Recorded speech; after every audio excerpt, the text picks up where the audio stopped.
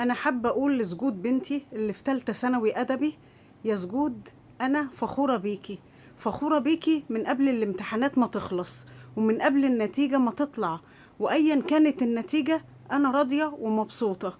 مبسوطة لأنك معايا، لأنك قصاد عيني. صحتك وضحكتك عندي بالدنيا دي كلها. وانت يا حبيبتي عملتي اللي عليكي وزيادة، وإن الله لا يضيع أجر من أحسن عملا.